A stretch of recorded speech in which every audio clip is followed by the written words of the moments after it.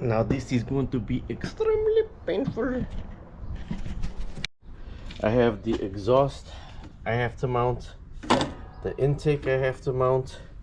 Today's goal is to drill through this side to get inside the house, for the battery connection is going to be inside the house, and this isn't going inside yet. I'm going to hook it up and test it out here and then make sure it works. This is the main reason why this whole thing is being mounted outside, because I don't trust this. There's the little drip point right there that the fluid is supposed to drip out, but I don't want any exhaust at all in my house. So I bought some exhaust crack sealer and some bigger clamps to put on this. But here's my thing. So I should have put that on last, right? I got the screen on the bottom, so I'm gonna have to cut 2 holes in that screen, push this up from the bottom. Let me take out my gas right here. That's for my gas. Push this to the side and then screw them in, then push it back down. So what my first thing is gonna be, actually that should be my first thing before I drill all the way through there. Nah, I'm gonna drill through there first, get all the wires ran. So these are the 2 wires. This is the 12-volt wire, and this is the connection, because I took it out the back top, so it's going to be connected in there. So one got to go that way and one got to go this way. I was going to run a box and a pipe and all that, what is it, conduit, but I'm just going to drill the hole and put them through. That's the battery I'm going to use. That's a 12-volt marine battery, and this is a trickle charger right here, and this is my solar inverter, what's going to keep it charged. This is in my basement. This is the hot air inlet. Look how nice that looks. All this is for the fresh hot air coming in. So to this side over here is where the battery connections are going to come in, and the control connections, and it's going to be mounted on this table somewhere. Check that out. It's probably about 25-30-year-old can. Another one, 25 or 30-year-old can. All right, check out those Hot Wheels. All right, but either way, so I'm going to drill that hole.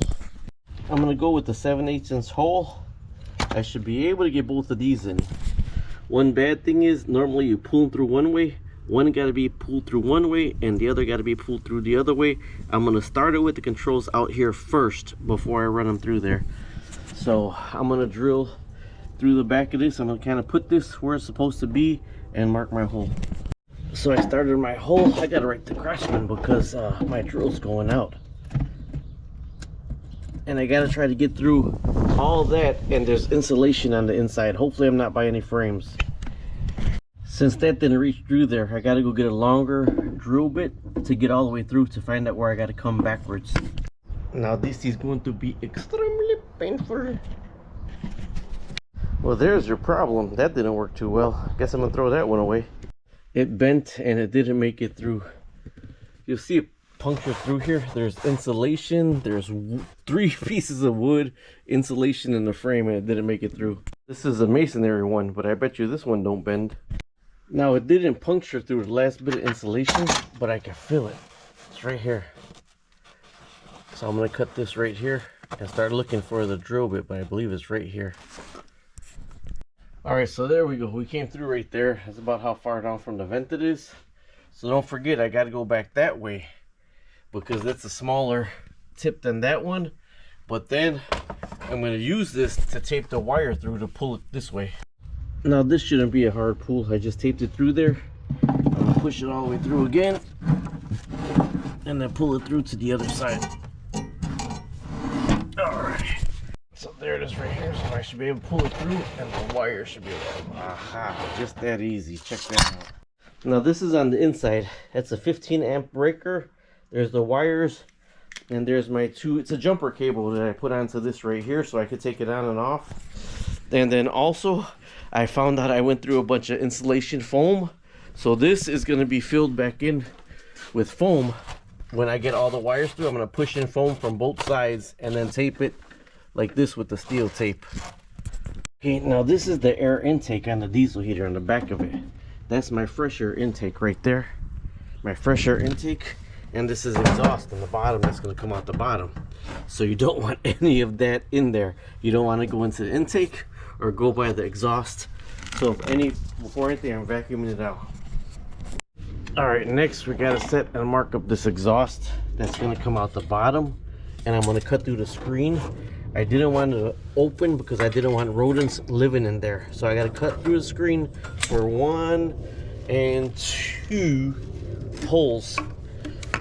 So actually I wish I would have put the screen on last, but since it's there, I gotta fit both of these. This is a intake, this is an exert, and this is an intake. But here's the thing, this right here combusts in here. So this right here will never go into the house. It's gonna come out the bottom, suck the cold air from one, and put exhaust somewhere else. But I got a 16-foot exhaust extension that I could put further away. Okay, so I'm underneath it now. The one on your is the exhaust. The one to this side, you can't see my finger, is the exhaust. You want the exhaust further back. You want to push it back where the cold air is coming in, further closer to the wood than the hot air is exhausted from the wood. All right, they're up into the bottom. I gotta lean this in here, and I gotta get long screwdriver to try to get. Oh man, I got new, better hose clamps, so I gotta try to finagle those in there now. All right, so the exhaust is coming out the bottom. There's where it's able to leak out, drip out, and then I'm gonna put this line lower, but it's gonna vent right here, right? Might have to move my hose, put my hose underground.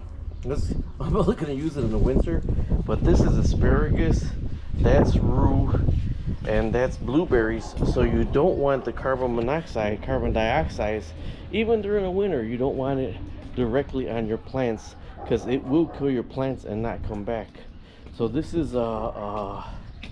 people's gas thing right here. Sometimes I guess if it's over pressure, it'll blow out right here. And had a bush right there, and the bush died the next year, although the hosta made it. So with this little carbon dioxide, I wanted a way to blow out, but hopefully I don't kill anything. So I moved my berries away from it. My rue's there. I don't use the rue for anything really, but I do grow my asparagus, so I may move that. But either way, the exhaust is ran. Now this is gonna be my vent, my 3-inch to 4-inch. But I got insulation on the inside, so I gotta pull that out if I can. Reach the insulation and pull it out, but it actually might be in from the other side. I think I stuck it in there from the other side, so I'll grab it out from the other side. So this and this gotta go on right now. They do give you clamps for it. I might have to cut this smaller because that's a really tight turn. All right, so none of this is screwed in or taped off yet, so there's the insulation right there. Just pull this out right here, see through there, and there's actually a cap on this right here. So all this is going to be together with a cap, and then I got more insulation to wrap this. All right, I'm just using my tin snips. This one comes apart super easy. Okay, since it was such a tight turn, I had to cut this much of it off. What's pretty disturbing is it's actually cardboard inside of that. So I got to tighten these on right now really good. And this is going to be set, almost can screw that in place right now, and then start filling it up. I wanted to make sure this was centered. I got a electric pump to pump that with gas, and then you can monitor it on the side.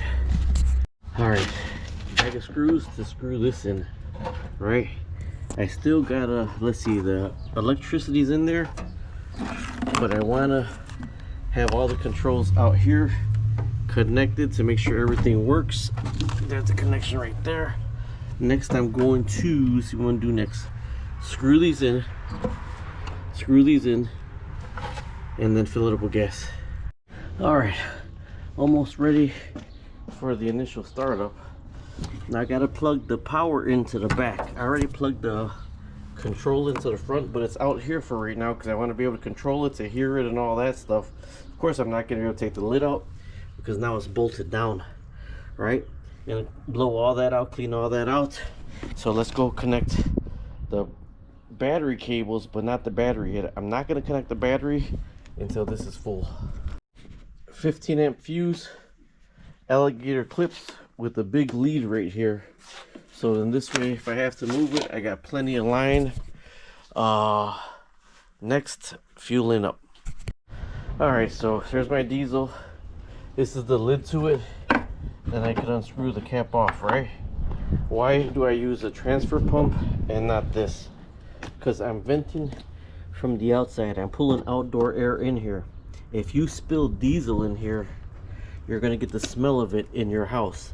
At that point, I would have to put another vent like this to the other side to go inside the house to recirculate the air. So I use this right here in order to stop spilling from anywhere else. Right, put that in there, put that in here, and then now I can monitor how much is going in there. I'm gonna actually have to cut a hole in this because the net won't let it go all the way down.